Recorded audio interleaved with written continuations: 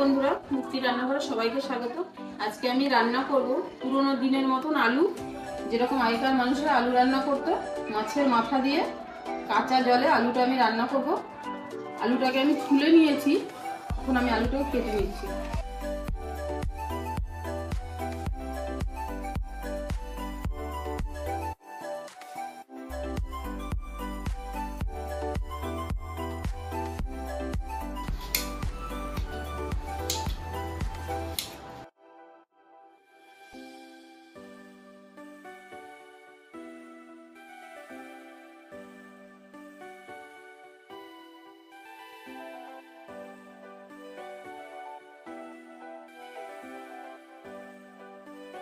আলুটাকে ধুয়ে নিয়েছি, এখন একটা কড়াইয়ের ভিতরে দিয়ে দিচ্ছি।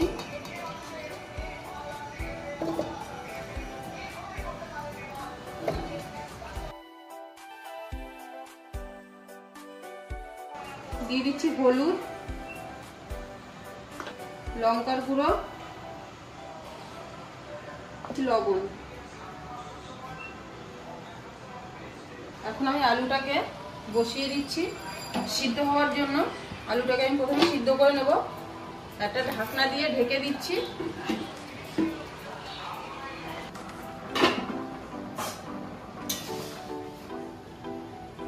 আলুটা সিদ্ধ হয়ে গেছে, আমি এখন আলুটাকে নামিয়ে নিচ্ছি।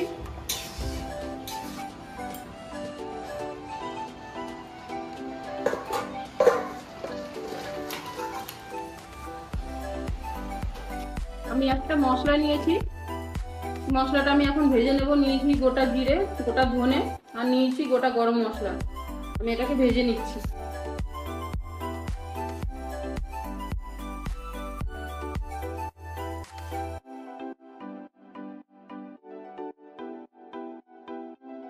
মশলাটা ভাজা হয়ে গেছে, নামিয়ে নিচ্ছি। দিয়ে দিচ্ছি নুন, হলুদ,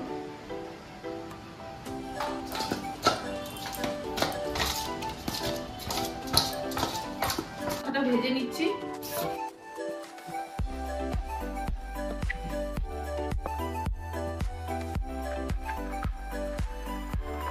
মাথাটা ভাজা হয়ে গেছে, তুলে নিচ্ছি।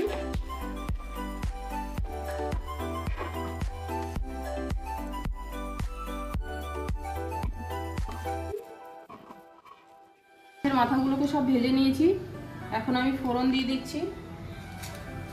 ফোড়নে দিয়ে দিচ্ছি তেজপাতা, শুকনো লঙ্কা, গোটা জিরে,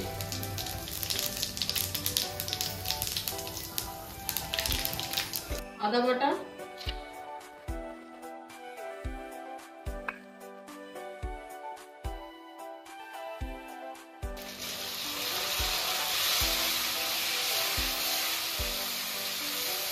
জিরে গুঁড়ো, ধনের গুঁড়ো, লঙ্কার গুঁড়ো,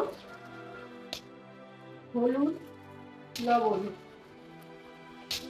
মশলাটাকে এখন আমি ভালো করে কষিয়ে নেব। মাথাটাকে দিয়ে দিচ্ছি।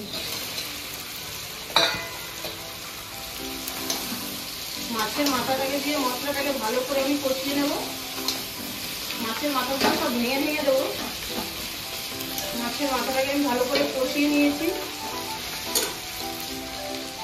এখন এই যে সিদ্ধ করে রাখা আলুটা আমি দিয়ে দিচ্ছি এর ভিতরে।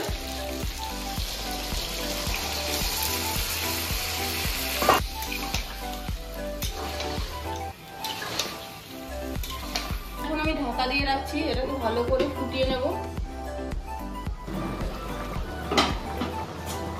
আলুটা ভালোভাবে সিদ্ধ হয়ে গেছে, আমি এখন দিয়ে দিচ্ছি ভাজা মশলার গুঁড়ো। আমার রান্নাটা হয়ে গেছে, আমি এখন এটাকে নামিয়ে নেব। আমার রান্নাটা যদি আপনাদের ভালো লাগে তাহলে সাবস্ক্রাইব করবেন, আর বেশি বেশি শেয়ার করবেন, আর কমেন্ট করে বলবেন যে রান্নাটা কেমন হয়েছে। তাহলে দেখা হচ্ছে পরের ভিডিও।